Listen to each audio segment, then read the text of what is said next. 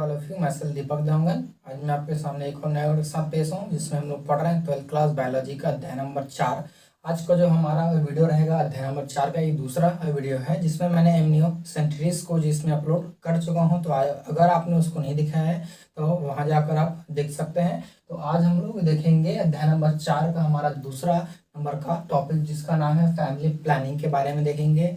कई लोगों के मन में ये भी अभी क्वेश्चन आ रहा होगा कि मैंने जो है अध्याय 6 से फिर अध्याय 6 फिर 5 और फिर 4 फिर ऐसा क्यों इसमें स्टार्ट कर रहा हूँ या बीच बीच से क्यों स्टार्ट कर रहा हूँ। तो इसके पीछे रीज़न ये है कि हमको सबसे पहले समझना पड़ेगा कि जो डीएनए वगैरह ये होते थे वो क्या होता था, डीएनए का खोज कैसा हुए थे, उसके बाद उसका स्टैंडर्ड एमआरएनए डीएनए आरएनए ऐसा सब कुछ को जानना जरूरी था। मैंने इसलिए उसको पहले बताया। फिर उसके बाद हमने जनन पढ़े। तो जनन के अंतर्गत हम लोग जो है रिप्रोडक्शन को पूरा देख लिए थे कि किस तरह से इसमें क्या क्या चीज़ें होता है, गैस्ट्रुलेशन होता कैसा है, और ब्लास्टूला मोरुला, उसी के साथ साथ जो इसमें फर्टिलाइजेशन कैसे होते हैं, साथ ही साथ उसमें ऑर्गन्स जो है फीमेल रिप्रोडक्टिव ऑर्गन या मेल रिप्रोडक्टिव ऑर्गन दोनों सब के बारे में डिटेल में देखना बहुत ही जरूरी था। तो मैंने उसको बताया। फिर अध्याय नंबर 5 में आए जिसमें हमने अलग अलग थ्योरियाँ अब पढ़े और अलग अलग डिसऑर्डर्स के बारे में पढ़े कि ये डिसऑर्डर सेक्सुअल में कैसे होते हैं और क्यों होता है। उसके बाद हम लोग इसमें पढ़ रहे हैं अध्याय नंबर 4। तो मैंने क्यों इसको स्टार्ट किया हूँ, क्योंकि अध्याय देखिए 6 और हमारा जो 6 और जो 6 और 5 और ये जो 4 था, सॉरी 3 था, इसको मैंने इसलिए पहले किया क्योंकि हमको पहले जानना भी जरूरी था कि वो क्यों होता है, क्या चीज़ होते हैं। उसके बाद हमें जब तक कोई बच्चे वगैरह पैदा नहीं होंगे या उसमें कुछ नहीं होगा तब तक उसके बारे में फैमिली का तो प्लानिंग किया नहीं जा सकता। तो इसलिए मैंने जो है उसको इस अध्याय को छोड़कर जो है अध्याय नंबर 5 अध्याय नंबर 6 को इसमें पढ़ाया था, ताकि हमको जो है पूरी तरह से उसमें समझ में आ जाए कि वो कैसा होता है। उसके बाद हम लोग इसमें देखेंगे फैमिली प्लानिंग के बारे में, इसमें देखेंगे। ऐसा करके मैंने इसको छोड़ा था। तो चलिए आज शुरू करते हैं हमारे में फैमिली प्लानिंग क्या होता है। तो फैमिली प्लानिंग या इसी को बोलते हैं बर्थ कंट्रोल के नाम से इसको जाना जाता है। ठीक है, क्यों बोलते हैं, क्योंकि हमारे इंडिया में इतने ज़्यादा बच्चे जो है हर साल पैदा होते हैं कि एक ऑस्ट्रेलिया जितनी आबादी है उतना हमारा एक साल में यहाँ पर बच्चे पैदा हो जाते हैं। अगर इसका रफ्तार इतना तेजी से अगर होता रहा तो क्या हो जाएगा, कुछ आने वाले वर्षों में जो इतनी जनसंख्या हो जाएंगी कि लोगों को खाने पीने के लिए बहुत ज़्यादा दिक्कतें होंगी या एक दूसरे के खून करने लगे। खून तो वैसे भी आज होता है, लेकिन उस समय इतना ज़्यादा हो जाएगा कि खाने का जो सामान वो कम हो जाएंगे और जो है जनसंख्या उसमें ज़्यादा हो जाएंगे। तो इसीलिए हमारे लिए बहुत ही आवश्यक है बर्थ कंट्रोल को किस तरह से किया जा सकता है, उसको भी बहुत ही देखना आवश्यक होता है। और दूसरा चीज़ हमारा नेचर भी है, जो हमारा एनवायरनमेंट है एक ऐसा एनवायरनमेंट है जहाँ पर बच्चे पैदा होने के लिए एकदम कैपेबिलिटी होता है, मतलब इसमें अनुकूलता कहा जाए तो अनुकूलता होती है। इसलिए हमको जो है बहुत ही ज़्यादा इसको जानने की पढ़ने की आवश्यकता होती है।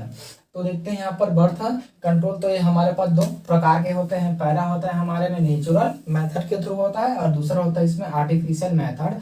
नेचुरल मेथड में क्या होता है, इसमें कोई औषधि एवं उपकरण का प्रयोग, इसमें कोई औषधि एवं उपकरण का प्रयोग नहीं करते हैं, वो कहलाता है हमारा नेचुरल मेथड। और ये जो आर्टिफिशियल होता है इसमें कुछ स्पेशल टाइप के उपकरण होते हैं या औषधि होता है जिसका प्रयोग किया जाता है आर्टिफिशियल मेथड में। किसको रोकने के लिए, बर्थ को रोकने के लिए किया जाता है। और इसमें क्या होता है, नेचुरल मतलब नेचुरल तरीके से इसमें बर्थ को जो है इसमें रोका जाता है या जन्म को इसमें रोका जाता है। तो देखते हैं यहाँ पर सबसे पहला आज का हमारा रहेगा वो, आज हम लोग देखेंगे कि नेचुरल मेथड जो है इसमें किस तरह से होते हैं। तो ये है नेचुरल मेथड के अंतर्गत वही अभी मैंने इसको बताया कि इसमें क्या नहीं करेंगे हम लोग जो है कोई भी औषधि व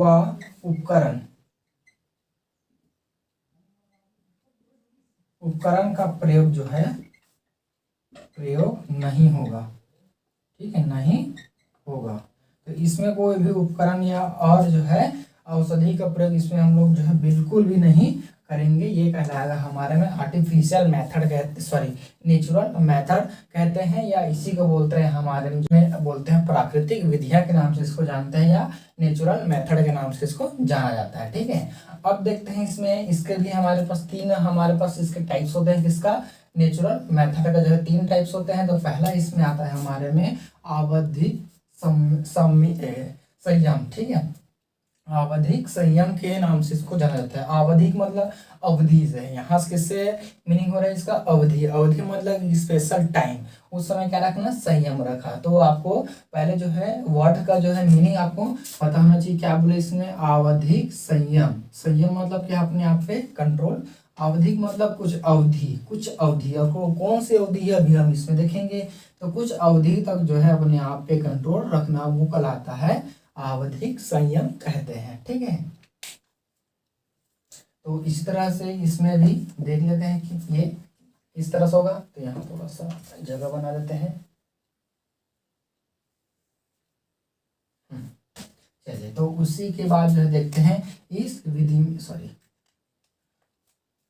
उसी के बाद इसमें देखते हैं इस विधि में मेंस्ट्रुअल साइकिल के 10वें से 17वें दिन तक अवधि तक जो है वो संभोग से बचा जाता है। ठीक है, 10वें और कितने दिन पे, 10वें से 17वें दिन तक की अवधि में जो है वो संभोग से इसमें बचा जाता है। जैसे कि फीमेल्स में क्या चलता है, मेंस्ट्रुएशन चलते हैं, ऐसे बोलते हैं ऋतुस्राव जो चलता है, या जिसको बोलते हैं ऋतुस्राव। तो इसके द्वारा जो है क्या होता है, इसके 10वें और 17वें दिन, 10वें से 17वें दिन तक जो है उस समय इसमें संभोग से बचा जाता है। इसमें जो है वो नहीं किया जाता, जिसके थ्रू जो है क्या नहीं होगा, उसमें जो है वो बर्थ या प्रेग्नेंट जो इसमें वो नहीं हो पाते हैं। ठीक है, आपको याद रखना है कितने से, आपका 10वें से 17वें दिन तक जो इसमें बचा जाता है। ओवुलेशन कितने में होता है, डे 14 पर ओवुलेशन होता है, 14वें दिन पर ओवुलेशन होते हैं।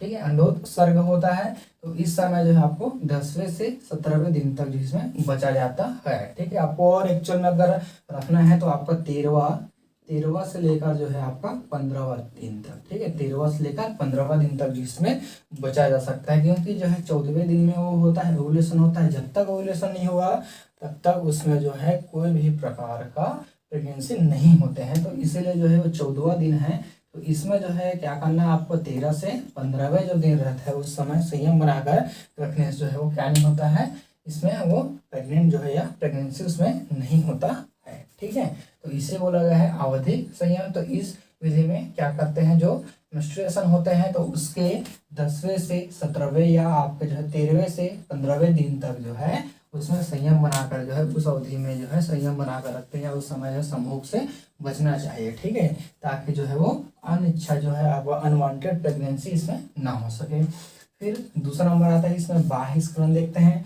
तो इस विधि में संभोग के दौरान वीर्य स्खलन के ठीक पूर्व अपना लिंग स्त्री की योनि से बाहर निकाल कर जो है वीर्य के सेचन से बचा जा सकता है। तो इसमें कैसा करते हैं, तो यहाँ पर देखिए, तो हमारे पास कुछ इस तरह से जो है, जैसे कि हम लोग जानते हैं कि कुछ इस तरह से हमारे पास ऐसा होता है। यहाँ पर हमारे पास क्या कहते हैं, ऐसा फिलोपियन ट्यूब रहता है इधर से ऐसा।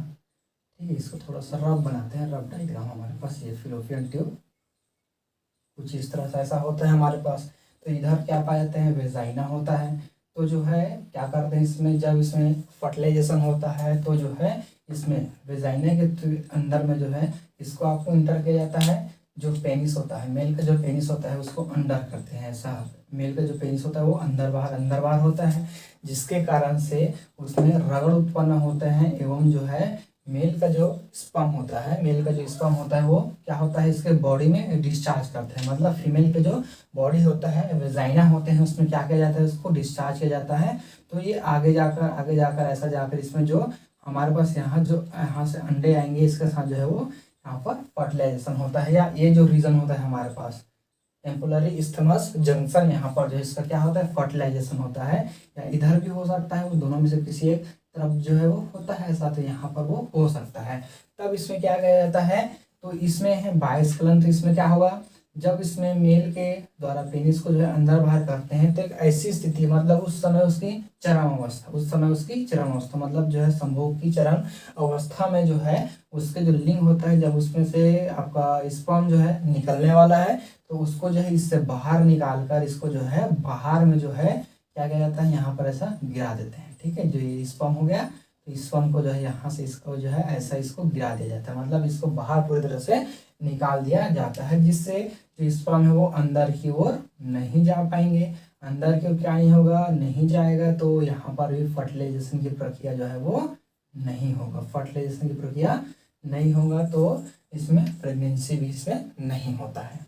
ठीक, ये हुआ इसमें बाह्य स्खलन। फिर उसके बाद आता है हमारे में तीसरा नंबर आता है आपका स्तनपान या अनावर्त। ठीक, स्तनपान या अनावर्त के नाम से इसको जानते हैं। तो इसमें किस तरह से होते हैं तो देखते हैं इसमें। तो इसमें कैसा होता है, तो आता है इसमें स्त्री प्रसव के बाद, स्त्री प्रसव के बाद जब इसमें क्या है स्तनपान कराने लगती है। ठीक है, स्त्री जो है प्रसव के बाद स्तनपान कराने वाली मादा में ऋतुस्राव नहीं होता है। ठीक है, तो स्तनपान जब उस समय कराते हैं मतलब मेमोरी जो ग्लैंड रहता है, मेमोरी ग्लैंड जो है बहुत ज़्यादा एक्टिव रहता है उस समय। ठीक है, मेमोरी ग्लैंड जो है क्या होगा इसमें बहुत ज़्यादा एक्टिव रहते हैं। इसमें जो क्या पाए जाते हैं हमारे पास जो है क्या पाए जाते हैं,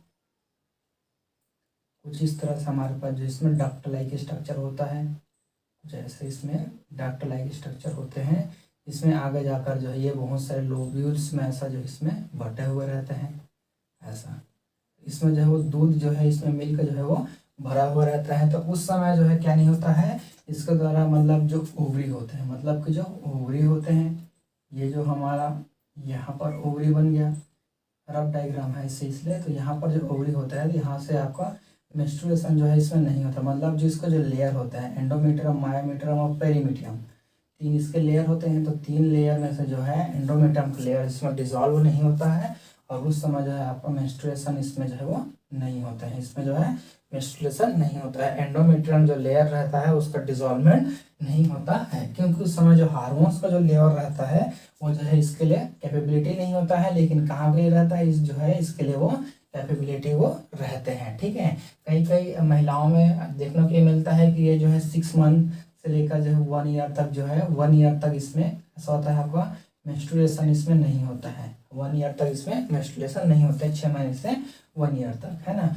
और कुछ कुछ में देखा गया है कि जो है वो 6 महीने के बाद इसमें जो है वो स्टार्ट हो जाता है मेंस्ट्रुएशन, जिसमें स्टार्ट वो हो जाता है। ठीक है, तो इसमें दिया है यह अवधि जो है 6 माह के लिए कारगर साबित हुआ है। तो अधिकतर जो है वो 6 माह के लिए कारगर साबित हुआ है। तो इसलिए जैसे हम लोग आम भाषा में बोलते हैं कि 1.5 साल और 3 साल वाले। ठीक है, तो जिनके जो बच्चे होते हैं 1.5 साल में आते हैं उनमें 6 महीने में स्टार्ट हो जाता है, और जिनके बच्चे जो है वो आपका 3 साल में आते हैं, 3 साल में आते हैं, तो उनमें जो है वो 6 से 1 साल से ज़्यादा इसमें जो है वक्त लगता है। किसके लिए, मेंस्ट्रुएशन के लिए उनको ज़्यादा वक्त लगते हैं।